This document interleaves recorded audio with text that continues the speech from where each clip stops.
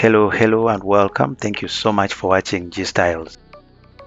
If you haven't yet subscribed, it's still free. Please smash that subscribe button right now. We are back at Reggae Embassy, which happens to be the home of Latif Group. Latif is an international celebrity. He's an international designer, well celebrated. He was recently incarcerated and released from jail for numerous reasons that he's going to tell us. He's an advocate of legalization of marijuana and things in that line. He's many things, the man of many hats. Yeah, so you don't want to miss the show. So welcome, and I hope you stick until the end. Ching ching. Boom back. All right, so ladies and gentlemen, the long-awaited interview. We are back with Jaja Latif. Jaja Latif, welcome back on G Styles. Yeah, man. The last time we talked, we only introduced the show. Yes. Now today we are diving into the real thing. All right. One of the things that has made you very famous recently has been your time in jail. Yes. What led you there? Ekyantwala mu kkomera, what led to my arrest was basically designing what we call the freedom fighters overall. Oba kyewandigambye nti okutuuka okunsiba, ekyaviirako okunsiba, reason oba ensonga enkulu, I think kwe kwambaza senior intelligent raster Sir Bobby Wise mu kyambalo kye na creating what I call the freedom fighters overall. It's an overall that I created many years ago, even before I met Bobby Wine. I've been doing overalls, but the first overall I made, one of the first overalls I made was due to my expulsion from school for introducing fancy dressing. So as for me, when they expelled me from Navamali High School when I was in senior 5 for introducing what they termed as fancy dressing, kubanga I was doing hats, nali nkola obukofiira, I was much more of a football supporter. So I used to support football. And in one way, I even promised myself to dress ballet heroes and Uganda cranes. Really? Yeah. When you were back in high school? Yeah, I promised myself I will do that. I'll definitely dress Uganda cranes, like make their team Jersey, right? jerseys.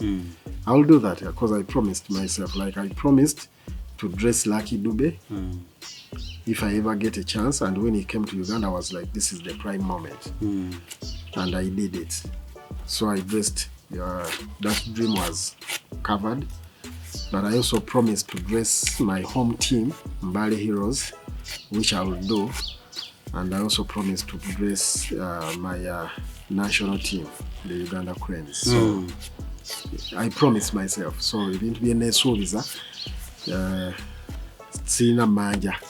I'll just do it out of courtesy. True. Out of my will. Okay. Era musonga yemu, I designed the school jerseys at Navamali High School, like branding them with the school logo. That's when you were in high school? Yeah, and also putting the numbers at the back, art. So, but they did not consider that when they were expelling me. Tebakirowoozaako nti omusajja gwe bagenda okugoba ye ya designing the jerseys, because it was just a few weeks away from designing the school jerseys.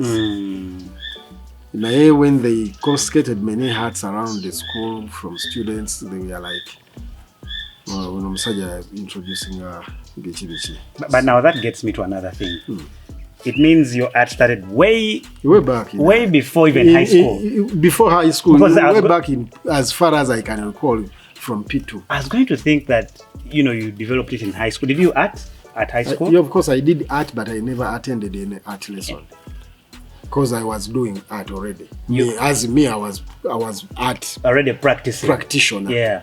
I was already practicing art. That's crazy. So how did you even... I just took it because I knew I would get marks out of it. Whoa. That was the major reason. Otherwise, I was already doing art. Even when my son went to campus, he wanted to do art. Nemugaba, but you're already an artist. Do something to develop your art. Call a business course. Whoa, nice. Because you're already an artist. To call art. So that's why I did not actually attend art lessons. Never. I was basically doing exams and I was passing highly. I was in senior 4. In art. I was in senior 4, but I was doing practical art exams for senior 6. Interesting. Leavers. Yes. I was doing their masks. I was making their masks. I was doing their art pieces for submission. No, now I see who exactly I'm dealing with. Yes. Whoa. So and I even promised to buy the same school. Because of art, I'm coming back to buy this school and make it an art university. When do you hope to go back? Of course, the capacity, I could not have that capacity to buy that. It's a huge school. It's more of a university, normally high school. So, Nensala when registering at my school in Ngandibo Kazigo. Nengamba, this Kazigo workshop here of mine in one room is a school. That's why the inspiration to start this academy started. Yes. Bango Barwa Art, Nengamba, I will make it art university. So, Nekole Somero in one room. I started by training my brothers, my siblings. For a designer. Every brother of mine knows how to design. Great. Yeah. Interesting. So until interested learners started joining in. And fashion lovers. Okay. Yes. Whoa. So for the small time that you were in jail, a few months, I think. Yeah. What changed about your passion for fashion? Because I know you're very passionate about fashion. Yes. We saw you sewing on a plane. Yeah. You've been holding these fashion shows and many other fashion-related events. Yes. What changed about fashion and A lot Latif? changed. A lot changed. Okay. It changed from ordinary to extraordinary. Nice. Yes. Engeri gye nali ndabamu ebintu ebimu nga sibiwa, because I wasn't even thinking that I knew fashion nga bwe tusoma nti fashion is a form of communication. Naye kati natandika okitunuulira like critically. Omuganda kyagamba okutunuulira enkaliriza ekintu okitunuulira n'enkaliriza. Now you're not just looking at it, but you're looking deeply. Kintu kyolaba wano is not what you're actually looking at, but you're looking what's the message behind what I'm seeing. So nakitegeera nti fashion is a great voice that I can use fashion to send a message. It's a means of communication in a way. Yes.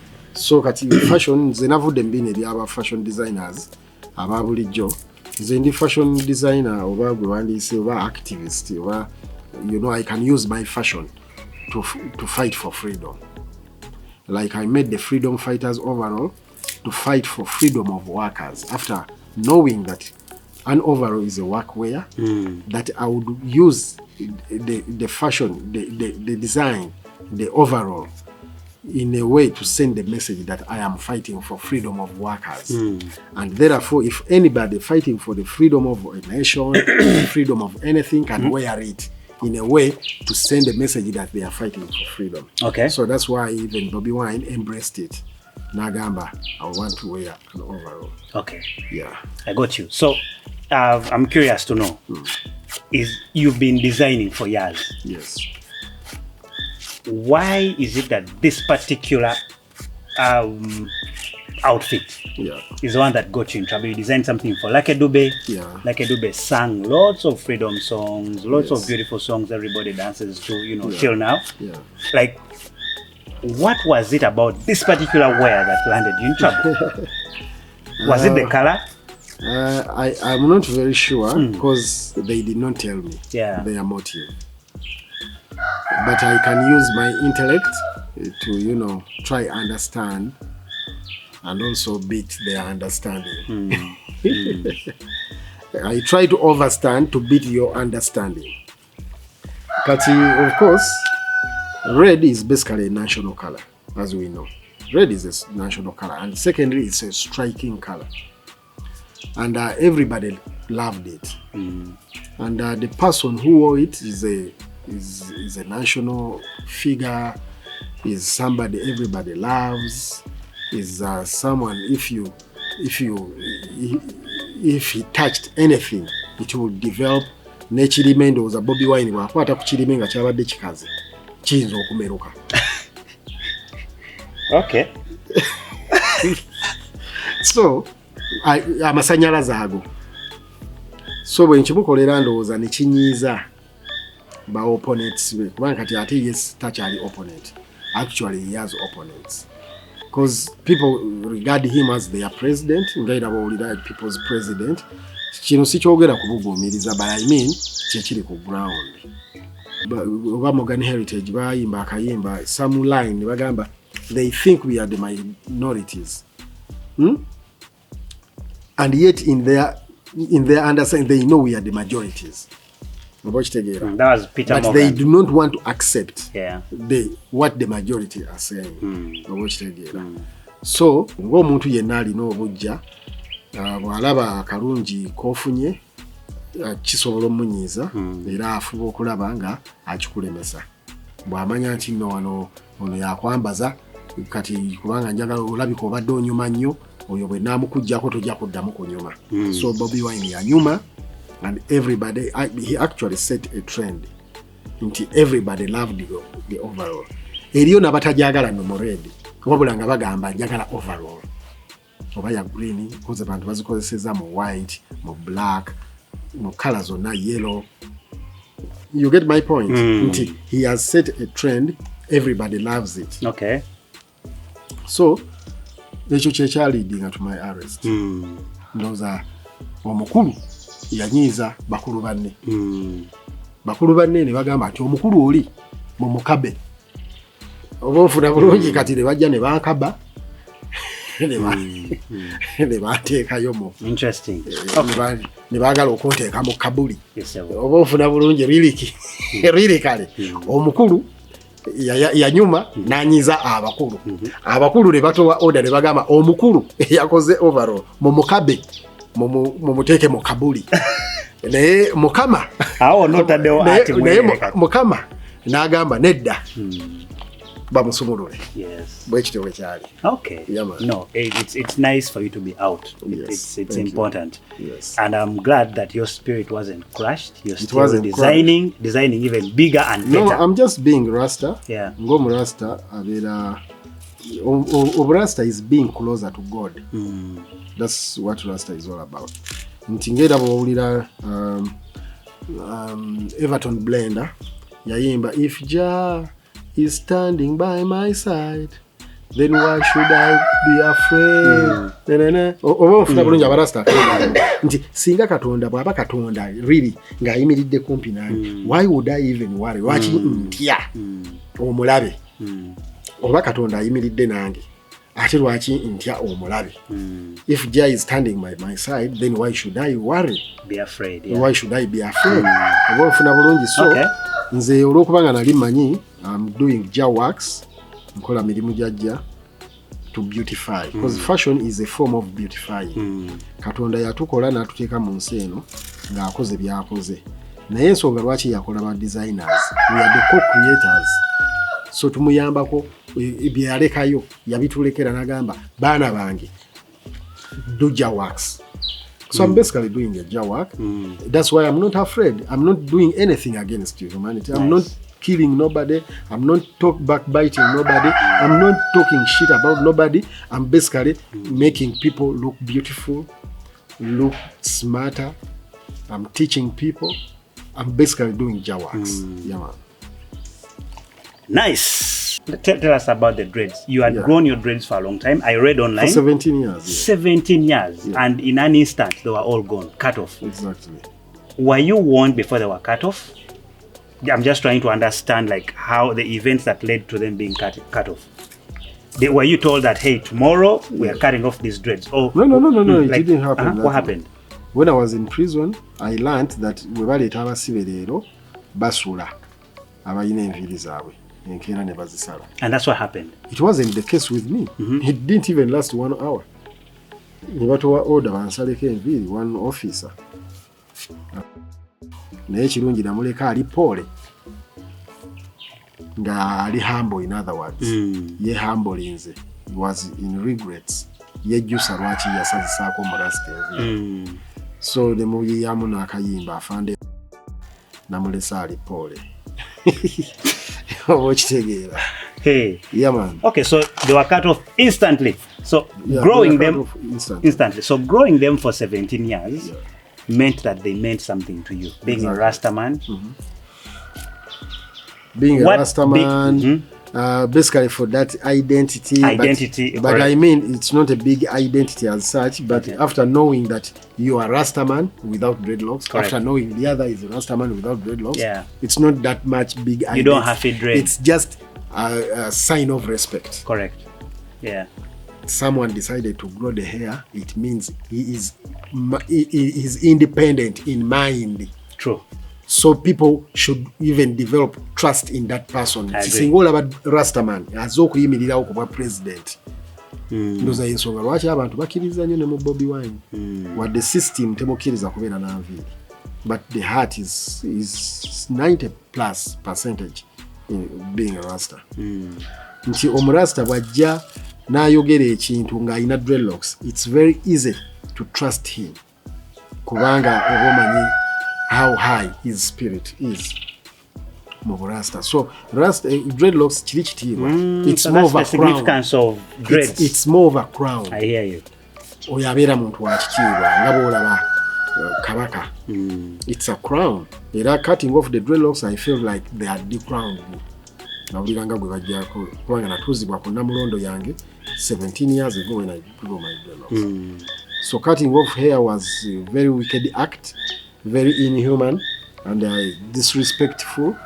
That violates human rights. Okay. Because I consider hair as a human element.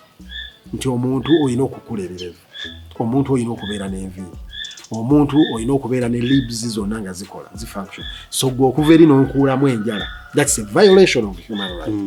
Obeera disrespecting nze Katonda, nojja n'osazisaako enviiri Katonda ze yampa, oba onzigyeko respect yeyo, oba okitegeera. So that was wrong. Yeah. I condemn it. Yes, I hear you. Do you plan to grow those dreads again? Yeah, of course, this is already a dreadlock. This is how dreadlocks start. They start with zero. Zijja zikula. You just stop combing. Kati oba ndi ku 4 inch. What happens?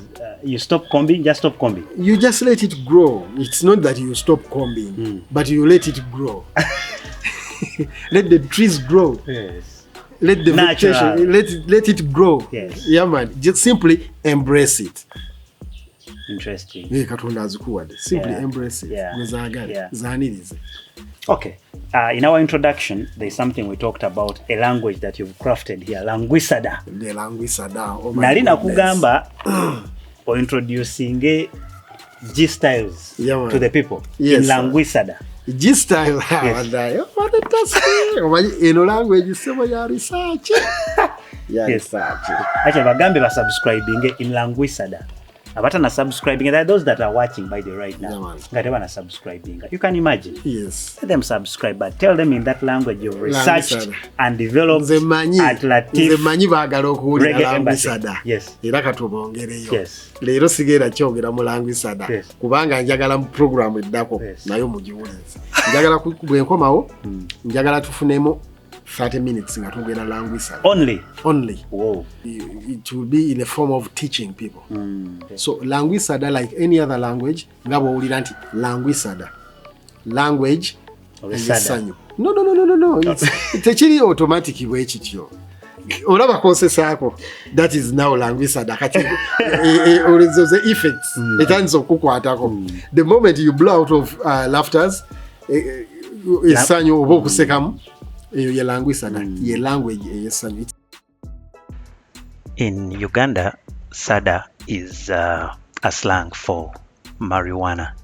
So I was asking Latif why he decided to name the language that was researched and developed at Reggae Embassy languisada, and he was breaking it down and saying, no, it was only a coincidence and stuff, which is very hard to believe, of course. Then I went on to ask him what happens when somebody hits a blunt. Marijuana, according to what I know, is more of a booster. Chiboostinga echo choli.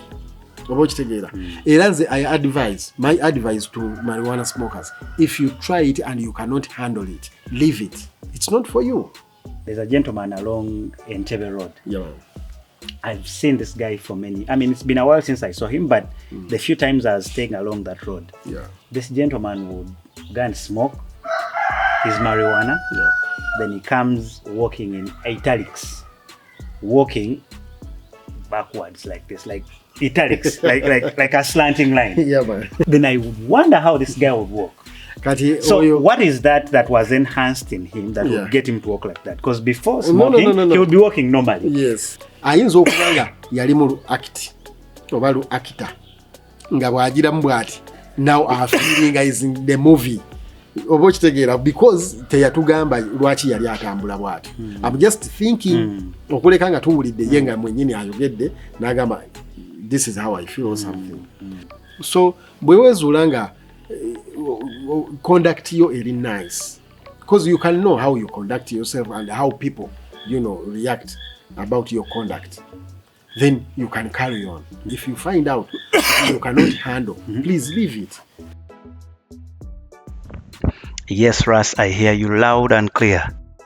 I was in a very interesting situation at this point, and my situation can only be explained by two old proverbs. If you don't want the tail of a monkey to touch you, then don't attend the monkey dance. Then the other says, if you can't stand the heat, get the fuck out the kitchen. So I'm in the kitchen, I can't stand the heat. I've been coughing the whole time. Blessing. It's a lot of smoke in the air right now, but that's nobody's fault. I took myself to the monkey dance. Marijuana, tuchimanyi nti, there are many benefits. Very immense benefits. Era sebo njagala okuwabula government n'okugiwa amagezi n'okugi encouraginga osobole okuboostinga ba marijuana growers. There are so many beautiful benefits from marijuana. First of all, marijuana itself produces the strongest fabric or fiber in this whole world. Ngabo ulira cotton, ngabo ulira silk, but marijuana has or produces the best, the strongest fiber called hemp. Gera bugenzi kasimu, si byakunyumya byomyumya. Read about hemp. Okay. I've been in the States, in California, mbadde mu factory ekola hemp fabric. Abasajja bakola okuva ku t-shirt. Nga it's not cotton, it's hemp made out of marijuana plant. Bakola emiguwa ey'ekumu egiddukanga emmeri. Oba ofuna bulungi. I have the videos when I'm visiting, because being the president of the Fashion Society of Uganda, my major duty... The Hemp Society of Uganda? No, the Fashion Society of Uganda. Okay. My advice basically is to embrace kino kirime kya Katonda. Ekiriko products enyingi nnyo. Ate kisobola n'okugaba emirimu. Yeah, it has been proved to be one of those best remedies for cancer treatment, autism. Endwadde nyingi nnyo, marijuana can do that. You can imagine licensing someone to sell drugs, because you go to one day everywhere, drug shop. You're licensing someone to sell drugs, and you're arresting people, you're imprisoning people, growing herbs. Yeah. I get you. Tebigatta. Yeah. Like Dube mukayimba akamu yayimba, teach the world. Yeah. Rasta teach. Teach the world. Gero kawulize Like Dube. I think kaliko album they are fugitive. Interesting. You did work with Lucky Dube. Yeah. And then you love this music too. Yeah, of course. You know kubanga omanyi albums of course, including all the songs. No. Lucky Dube music is a syllabus. It's a life syllabus.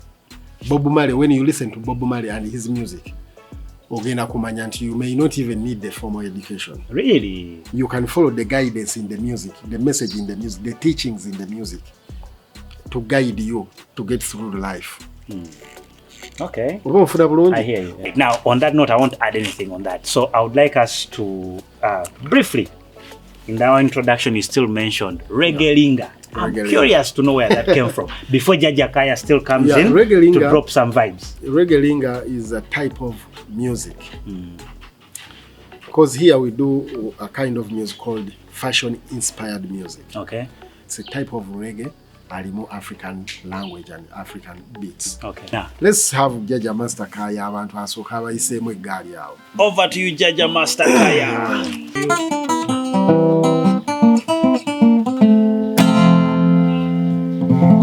What alikina kwagala?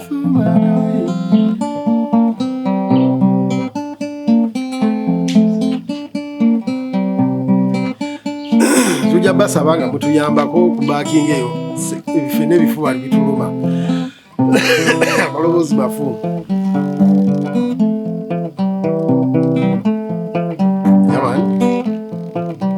Introducing Jaja Master Kaya, sewing on the plane.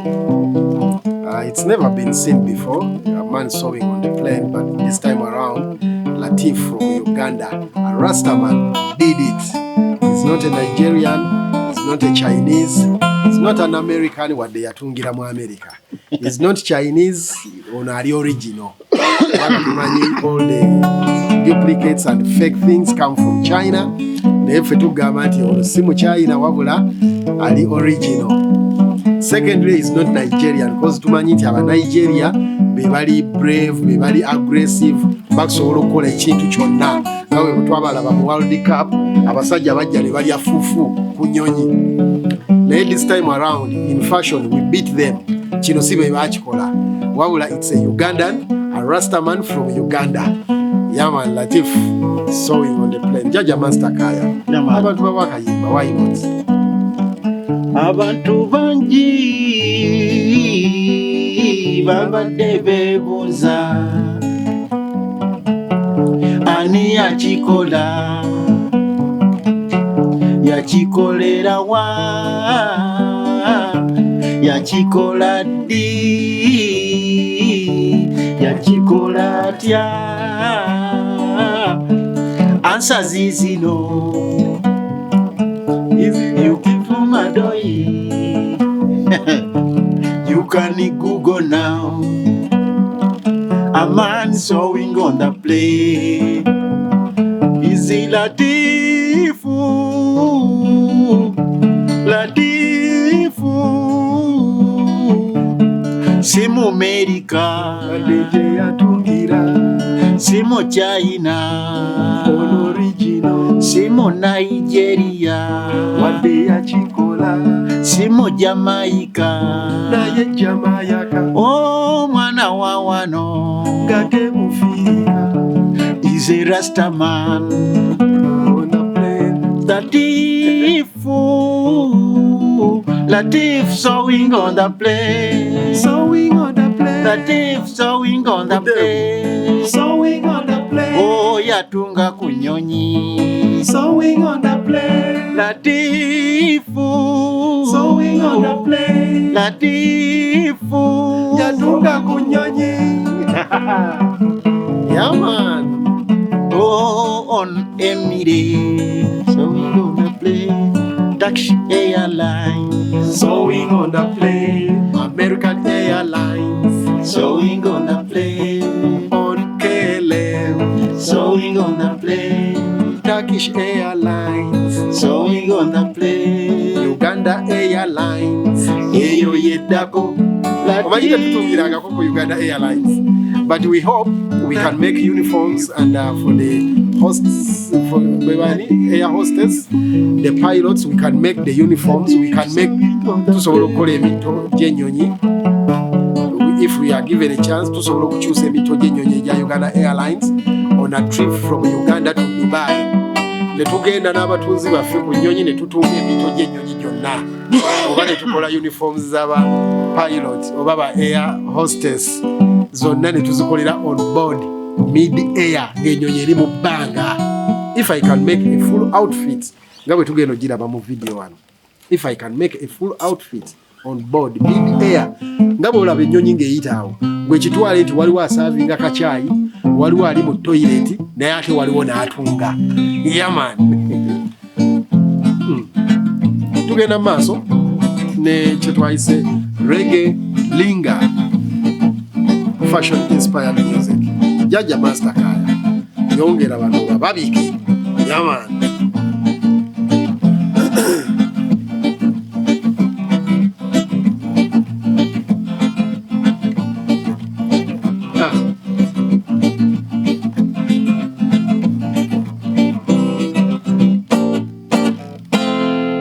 Alivawa, alijadi, alijadia, alijania.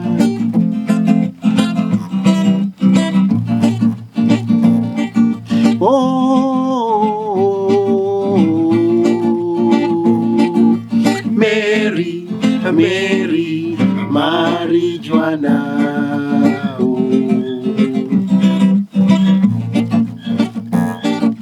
Badene stressi monji nga ne covid yansalako ebizibu byetagise sente nyingi Konyumirwa kayimba kanuzi omuswayiri agamba nti vuta bangi ne zijjukira demu wange nakayaga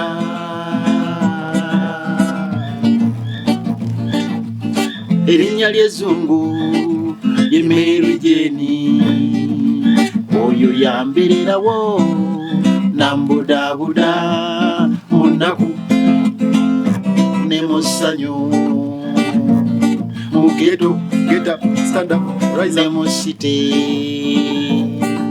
alibani alivawa alizija mwana muwala ono Mary Jane. Oh, Mary, Mary, marijuana.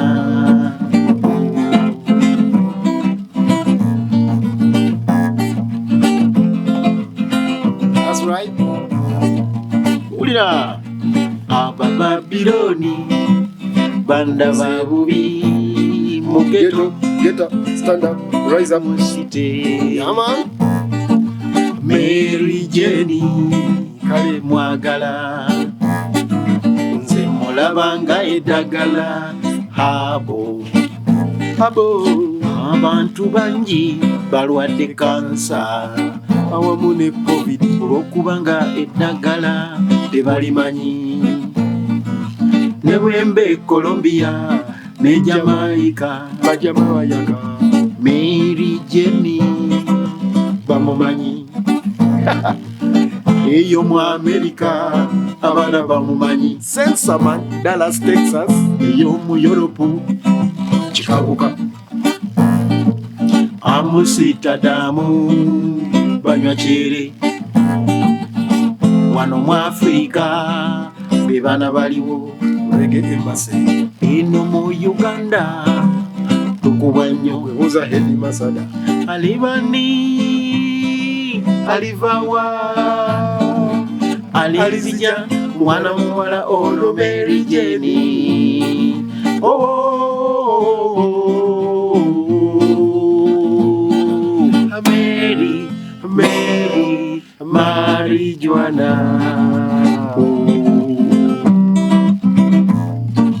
Mary Jane mama, ah, oh, Mary Jane mama, ah, oh, Mary Jane mama, ah, oh. That's right.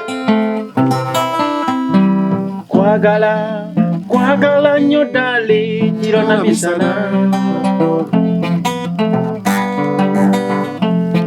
I love you, I love you, I love you, my darling, night and day. Oh. That's right. Reggae Linga.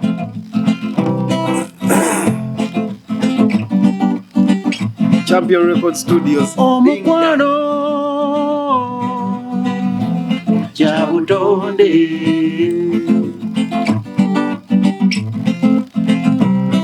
lavu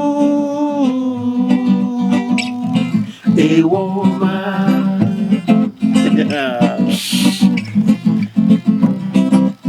oyo gwoyagala omugambangako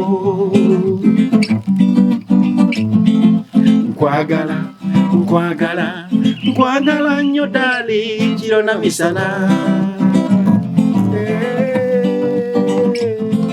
I love you, I love you, I love you, my darling, night and day.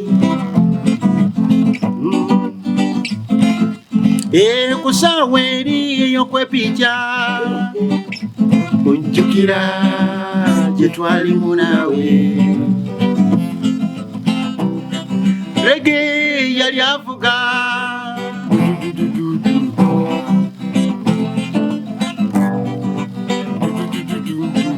Lucky Dube yali ayimba I've got you, baby. I've got you, baby. Peter Toshi ng'agamba Omuti gutongozebwe.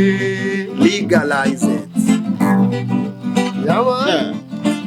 Bob Marley yali ayimba One love,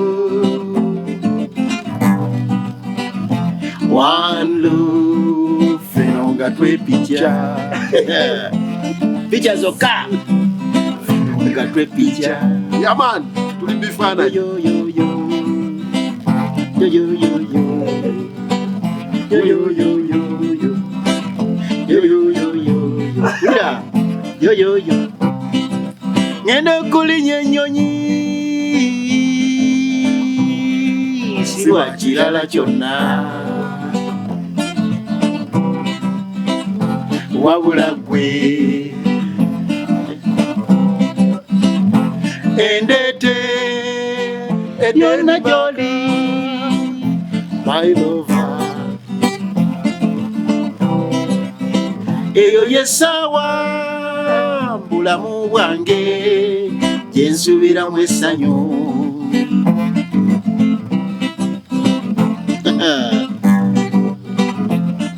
I love you, I love you, I love you, my darling, night and day.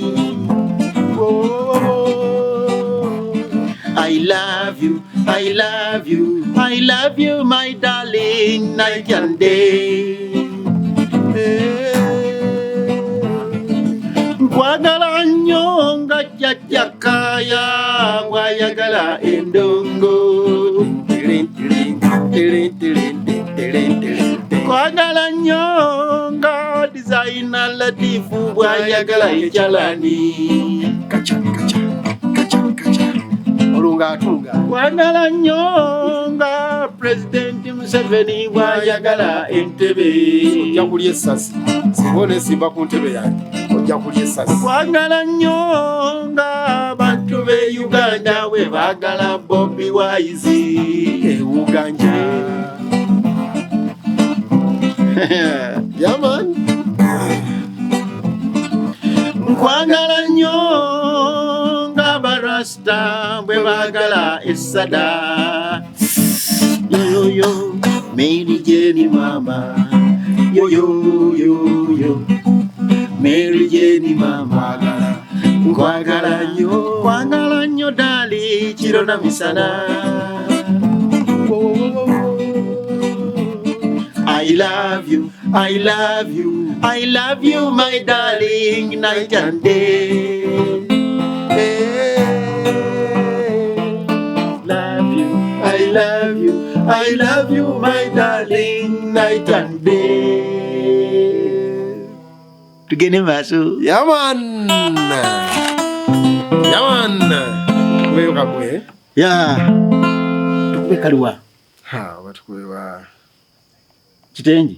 Kitenje. Yingire kitenje. Yingire kitenje cha redemption ya cha siro.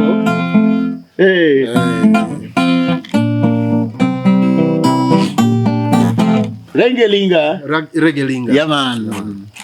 Abamina bajela mwena. Abamina bajela mwena.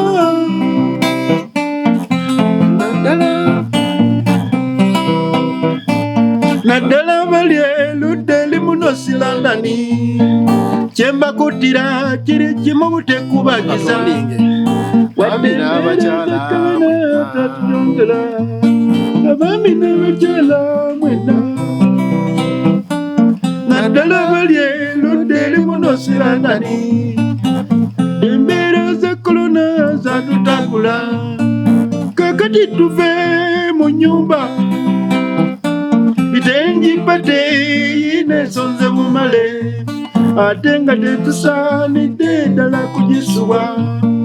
Ani yabagamba okwambala engoye ez'emivumba. Tujja kwambala bitenji byokka. Byokka byokka. Byokka byokka. Hata mimi nafurahi sana kama mina sikia kwa Latif Madoi. Bitenji pate Urcha. Akaiba kwa tukatoli tukaiba. Kupese ya wasiku. Abamina bachala mwena. abamina bachala mwena. Abamina bachala mwena. Nadala balye ludeli muno silandani. Chemba kutira kiri kimu butekubagiza. Wadde embeera za kolona za batagula. Kakati tuve mu nyumba. Bitenji pate ine sonze mumale. Tetusaanidde ddala kujisuwa. Mwani yabagamba okwambala engoye ez'emivumba. Tujja kwambala bitenji byokka. Byokka byokka. Byokka byokka. Yeah, man. Regelinga. Designer Latifu Uganda. Tujja kuba naye.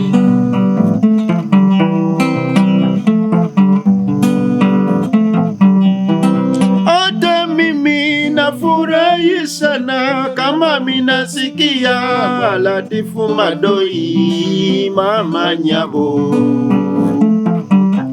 Bolingo ya bitenji seme seme auko Landani. Watu wote wa Uganda watakuwa huko kwa bitenji pate. Ubande ya kantu kuyagala kuisawa freestyle. Watu wote wa Uganda watavuruta bangi kwa utenji pate mama nyabo. So jangu kukitenji pate ngoma nyiti legalize. Yeah, man. Kitenji pate. Bala bitenji byokka. Yeah, man.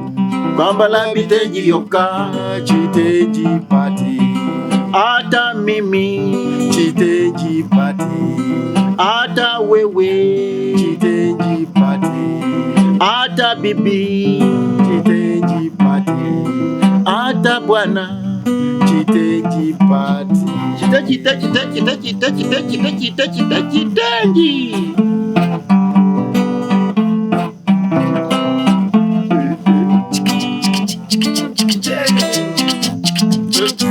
Kitenji pate. Regelinga. Sati ya kitenji. Gulira. Ne blouse ya kitenji.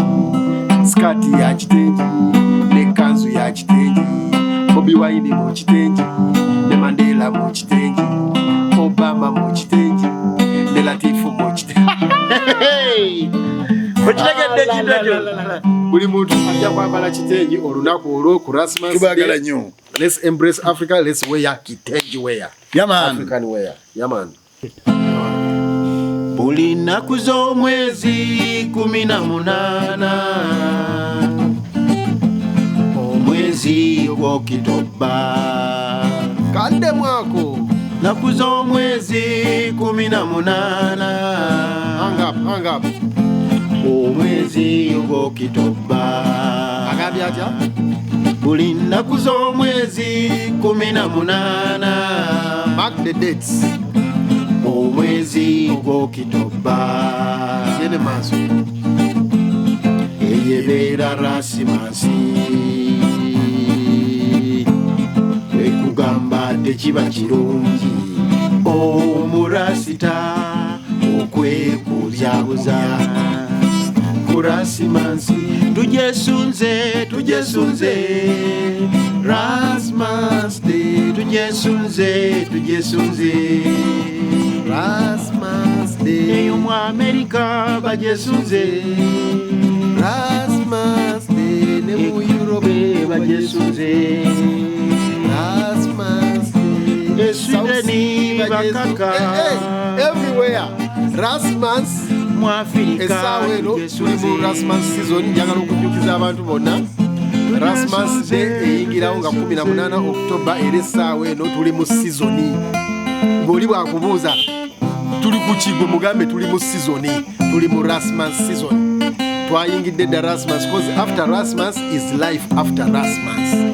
Bwe tumala Rasmas omuntu oteekeddwa okuba nga olinako obulamu obujja. Olina by'oyize. How are you starting your new life? Life after Rasmas. After 18th October tuba tusiimudde. Rasmas Day. Yeah, man.